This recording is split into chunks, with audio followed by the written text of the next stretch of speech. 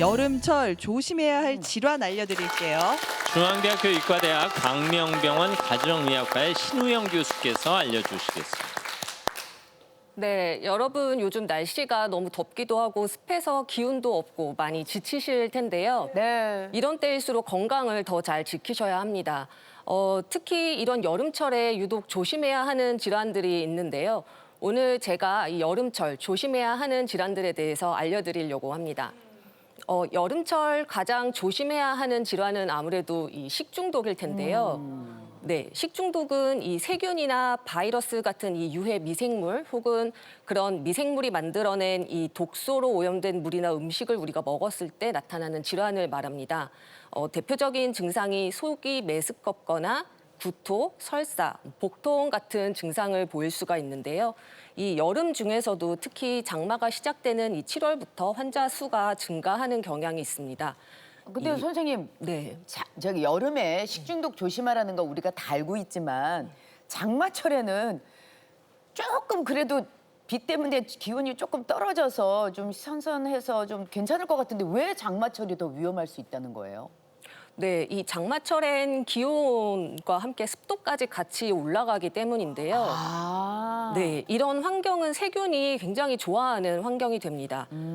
식중독을 일으키는 일부 이 식중독균은 번식 속도도 엄청난데요. 이 세균 한 마리가 단 10분이면 둘이 되고 이 또 10분이 지나면 4마리. 이렇게 계속 늘어나면서 딱 4시간만 지나도 무려 100만 마리가 됩니다. 100만 마리. 100만 마리. 네. 마리가요? 네, 맞습니다. 안 그래도 이 번식 속도가 빠른 이 식중독균이 기온도 높고 습도도 높은 이 장마철이 되면 이제 물 만난 물고기가 되는 거죠. 네, 그리고 두 번째 이유는 바로 이 햇빛의 자외선량 때문입니다.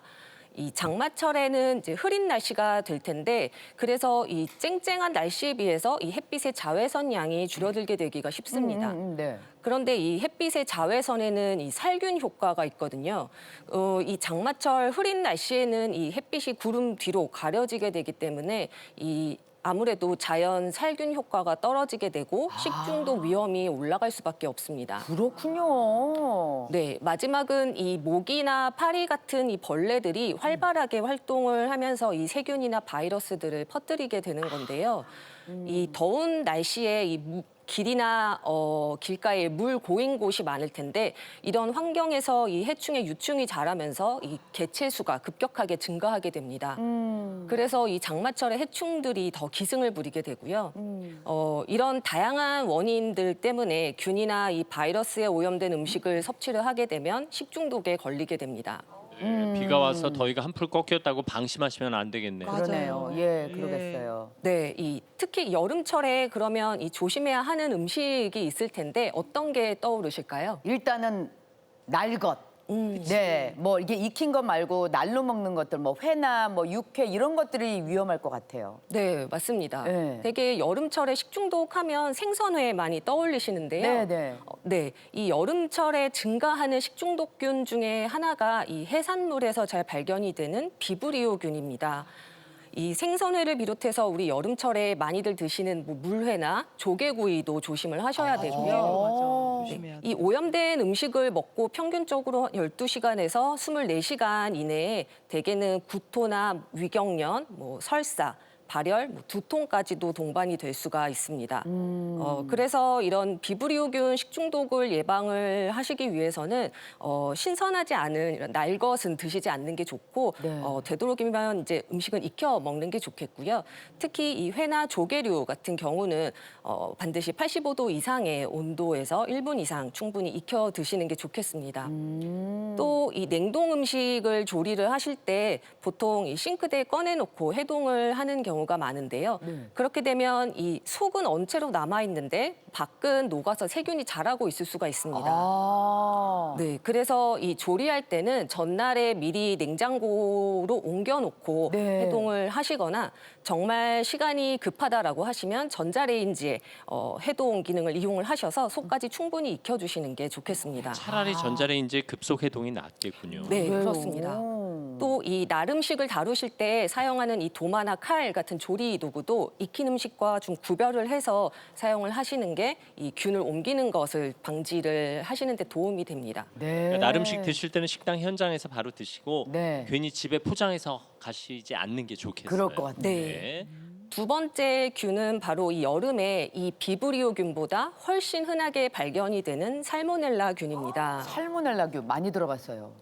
네, 매년 여름철에 집단 이 식중독 관련된 뉴스들이 나오죠. 네. 대개는 이 살모넬라균이 원인이 되는 경우가 많습니다. 최근에도 이 학교의 급식소에서 집단 식중독이 발생한 사례가 있었는데요. 이 역학조사를 해본 결과 이 빵에서 발견된 살모넬라균이 원인이었다고 합니다. 그래서 이 균에 감염이 되면 우리가 구토나 울렁거림, 설사나 발열, 심하면 혈변까지도 볼 수가 있고요.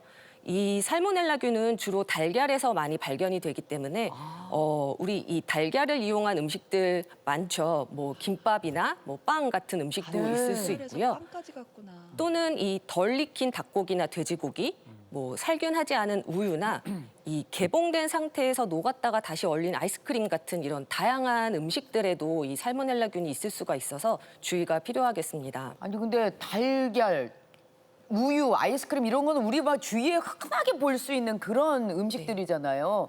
게다가 달걀은 우리가 조리할 때 익혀서 먹잖아요, 거의 다. 근데 어떻게 균이 남아있을 수가 있어요? 네, 이 살모넬라균은 동물의 내장에 존재를 하고 있습니다. 네. 그래서 이 살모넬라균에 감염된 닭이 달걀을 낳게 되면 이 달걀 껍데기가 흰자나 노른자를 오염시키기도 하고요. 우리가 이 달걀을 만진 손으로 다른 음식물이나 이 식기를 만져서 2차 오염이 되는 경우도 많습니다. 그렇군요. 네, 그래서 이 살모넬라균 식중독을 예방을 하시기 위해서는 이 달걀을 만진 손은 꼭 깨끗이 씻으시는 게 좋고요.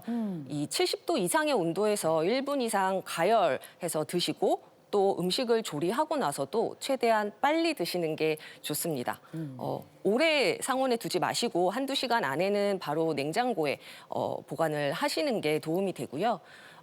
근데 이 냉장고에 넣으면 다 괜찮다라고 생각하시는 분들이 있으세요. 우리 엄마들 다 그렇게 생각하지. 네. 냉장고에 넣어서 괜찮요 이러고. 맞습니다. 예. 근데 이제 말씀드리고 싶은 부분은 네. 이 냉장고는 이 살균이나 소독을 해주는 게 아니고 단지 이 세균 증식을 낮추는 개념이라는 거를 반드시 기억을 좀 하실 필요가 있고요. 한번 이 개봉을 했거나 먹고 남은 음식은 이미 오염됐을 위험도 크기 때문에 냉장고에 우리가 다시 넣더라도 식중독균이 번식할 가능성이 있습니다. 그래서 최대한 빨리 드시는 게 식중독 예방에는 좋겠습니다. 네, 또 이 냉동 보관도 너무 믿으시는 분들 계신데요. 냉동도 위험해요? 네, 예를 들어서 이 아이스크림이 녹았다가 다시 언 흔적이 보인다거나 네. 이 성에가 많이 끼어 있다라고 하면 여름철에는 가급적 이런 아이스크림도 드시지 않는 것을 추천드리고 싶습니다. 네, 마지막 이 식중독균은 여름 장마철에 급격하게 늘어나서 이 살모넬라균과 함께 이 식중독 원인균의 1, 2위를 다투는 이 병원성 대장균입니다. 네, 이름에서 알 수 있는 것처럼 이 병원성 대장균은 이 사람이나 동물의 대장에서 발견이 되는 균인데요. 이 분변에 오염이 된 물이나 이 도축 과정에서 오염된 이 육류 등을 통해서 감염이 될 수가 있습니다. 또 여름에 간단하게 이 샐러드 드시는 경우 많으시잖아요. 네. 의외로 이런 생채소도 역시 대장균에 오염이 돼 있어서 여름철에 식중독 원인 중에 하나가 아니, 될 수가 진짜 있습니다. 방금 교수님이 말씀하신 게 동물들 분변에서 나온다고 했는데 왜 채소 샐러드에 대장균이 나오는 걸까요? 네, 이 장마 기간에는 비가 많이 내리는 경우가 많기 때문에 네. 이 퇴비나 가축의 분뇨가 이 빗물에 섞여서 채소를 오염시킬 수가 있습니다. 흘러서. 네, 그래서 우리가 채소를 흐르는 물에 잘 씻었다고 하더라도 네. 이 채소의 주름 사이사이에 이 대장균이 숨어 있을 수가 있습니다. 엄마야. 네, 그래서 이 흐르는 물에 씻더라도 3번 이상 씻어서 조리를 하시는 게 좋고요. 네. 요즘은 이 마트에 가보시면 과일이나 이 채소 전용 세제도 많이 나와 있습니다. 그래서 이런 전용 세제를 이용해서 세척하시는 것도 좋고 아니면 이 식초를 희석한 물에 한 5분 정도 담가두었다가 씻어주시는 것도 추천드릴 수 있는 정말 방법입니다. 세균이 곳곳에 숨어 있다고 생각해야 되는 거군요. 네, 맞습니다. 식초 넣어서 세척하는 방법들은 우리 어머님들 거의 다 실천하고 계시잖아요. 그렇죠? 예. 제가 하고 있으면 어머님들 다 하고 계시는 겁니다. 그러니까 식중독을 예방할 수 있는 방법이라 하니까 꼭 한번 해보셨으면 좋겠고. 근데 식중독 한번 걸리면 정말 아래 위로 그러니까. 쏟아내잖아요. 그래서 많은 분들께서 식중독 걸리면 이제 설사를 많이 하시잖아요. 그런데 많이 설사를 하니까 이제 활동을 못 하니까 지사제를 먹는단 말이죠. 설사를 멈추게 하는. 근데 누구는 그거 먹지 말아야 된다.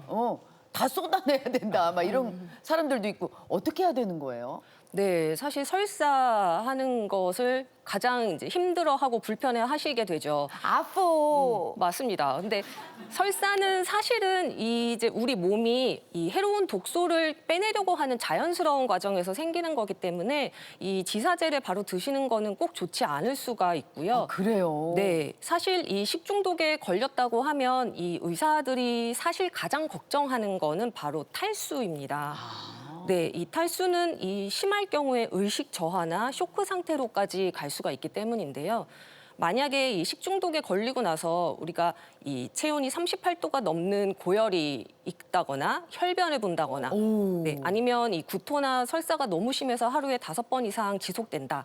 혹은 소변 색이 너무 진한 노란색이거나 소변 양 자체가 확 줄었다. 이런 경우들은 탈수의 가능성이 높기 때문에 병원을 꼭 방문하시는 게 좋겠습니다. 네. 한두 번의 설사로 쏟아내는 건 크게 문제가 되지 않는다. 오히려 낫는 과정이다. 이렇게 봐도 되겠군요. 네, 네, 맞습니다. 식중독 정말 위험한데 조심해야 되겠고 음. 여름철에 그럼 식중독 말고 또 좀 조심해야 될 질환들 뭐 있을까요?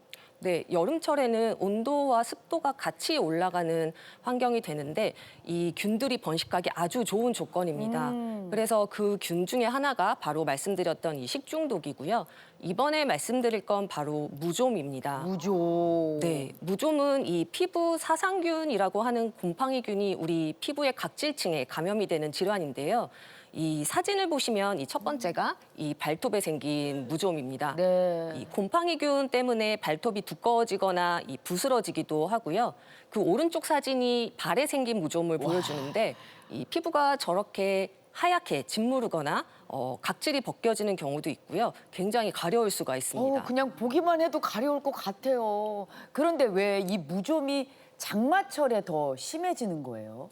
네, 여름철은 이 무좀균이 좋아하는 이 고온, 다습, 밀폐의 3가지 조건을 모두 충족을 하게 됩니다.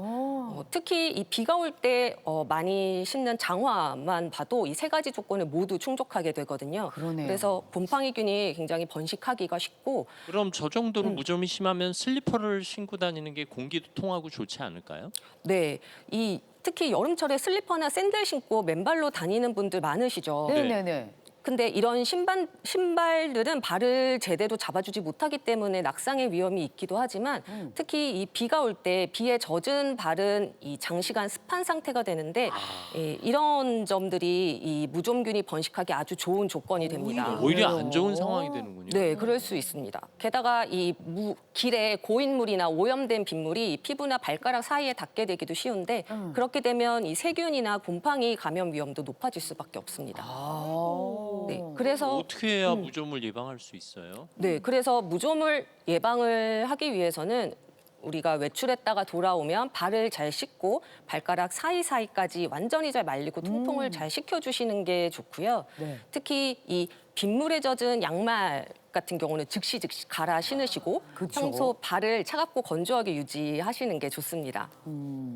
또 이 무좀은 전염성이 강하기 때문에 우리 여름철에 수영장 많이들 가시잖아요. 네네. 수영장이나 이 찜질방 같은 곳에서 가급적이면 맨발로 다니는 것을 조금 자제를 하시고 네, 이 공용으로 쓰는 이 공용 신발도 사용을 좀 피하시는 게 예방하는 데 신발도. 도움이 될 수 실내화 있습니다. 갈아 신을 때 어디 갔다 맞습니다. 그렇군요. 발을 꼼꼼히 씻는 게 필요한데, 그러니까 발을 손으로 닦아야 되는데 저만 해도 발을 발로 닦거든요. 이렇게 발을 손으로 누가 아니 방이나 닦였어요. 발로라도 하면 되지 물로 그냥 씩 하고 그래, 그냥 많은 이게 분들도 있어요. 발가락 사이 깨끗이 하려면 손으로 닦아야 되잖아. 근데 발을 발로 닦기가 딱 힘들잖아요. 이게 자세가 딱 나오시네요. 네. 어디 좀 이렇게 편하게 씻는 거 이렇게 그러니까요. 아이디어 용품 좀 만들어 주세요. 많아요. 요새 많아요. 아니 지금 그러면은 식중독 알아봤고 무좀균도 알아봤는데 네. 또 이 여름철, 장마철 이럴 때 잘 생기는 뭐 질환 어떤 게 또 있을까요? 네, 또 바로 알레르기 질환이 있습니다. 알레르기요? 봄철 아니에요, 그거는? 네, 이 습도가 높은 여름, 특히 이 장마 기간 환경은 알레르기 질환을 유발하는 이 주요 원인으로 곰팡이나 진먼지 진드기가 있는데 이런 것들이 잘 번식하고 활동하기가 좋습니다. 물론 이 원래 없던 알레르기 질환이 이 습한 날씨 때문에 새로 생기는 거는 아닌데요. 이 평소에 뭐 알레르기 비염이나 천식, 아토피 피부염 같은 이런 알레르기 질환들을 갖고 계신 분이면 증상이 더 심해질 수가 있습니다. 네, 그래서 이 여름철에 이 알레르기 질환을 예방을 하려면 가장 중요한 거는 온도와 습도를 적당하게 유지를 하시는 거고요. 보통 우리가 이 적정 실내 습도를 40%에서 60%로 보고 있는데 비가 오는 날은 습도가 80% 이상까지도 상승하는 경우가 있습니다. 그래서 이 집에 있는 선풍기나 에어컨, 제습기를 사용을 하셔서 습기를 좀 제거를 해주시는 게 좋고요.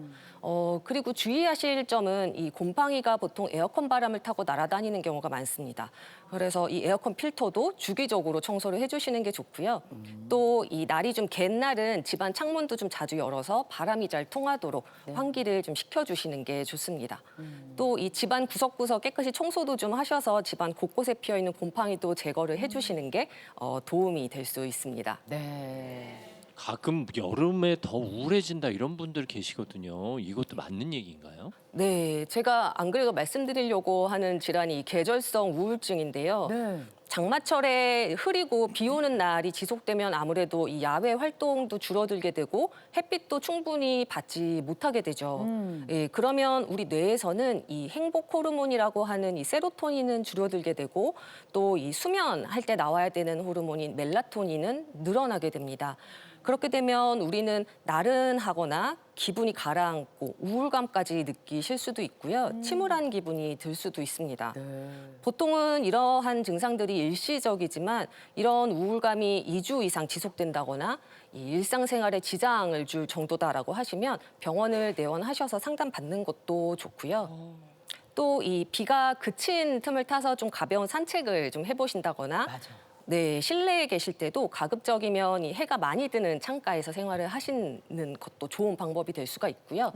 또 이 조명을 좀 환하게 밝혀주시는 게 도움이 될 수가 있습니다. 네. 네. 여름철에 주의해야 할 질환이 많습니다. 그렇네요. 식중독, 네. 무좀 알레르기, 또 계절적 네. 우울증까지. 많은 분들께서 댓글을 보내주셨는데 꽃향기님께서 작년 이맘때 물회 먹고 응급실에 실려간 적이 있었어요. 식중독이라고 하던데 그때 정말 죽다 살아났거든요. 다시는 걸리고 싶지 않은 병인데 오늘 알려주신 예방법 잘 실천하겠습니다 하셨고 보라장미님은 예전에 생달걀 먹으면 목소리가 좋아진다고 해서 많이 먹었었는데 앞으로는 꼭 완숙해서 먹도록 하겠습니다. 좋은 정보 너무 감사합니다. 이렇게 알려주셨고 질문이 왔어요. 저는 고혈압 약과 고지혈증 약을 먹고 있는데 여름에는 약도 냉장 보관을 해야 좋다고 하던데 정말인가요? 하셨거든요. 네, 약은 사실 대부분은 실온에 보관하는 게 원칙이고요. 네. 특별히 냉장 보관해야 된다고 지시되어 있지 않은 약이 아니라면 오히려 약이 변질될 수가 있습니다. 아 그래요? 네, 뭐 약의 성분이 변할 수도 있고요. 이 습기가 차서 제 역할을 하지 못하게 될 경우도 있기 때문에 일반적으로 약은 우리가 이 직사광선을 피하고 서늘한 실온에 보관하시면 되겠습니다. 직사광선은 그러니까 피해서. 사용 설명서에 명기된 대로 하면 된다. 뭐 이런 말씀이 아닐까 싶습니다. 오늘 친절하게 설명해 주셔서 감사합니다, 교수님. 잘 들었습니다. 고맙습니다. 네, 고맙습니다.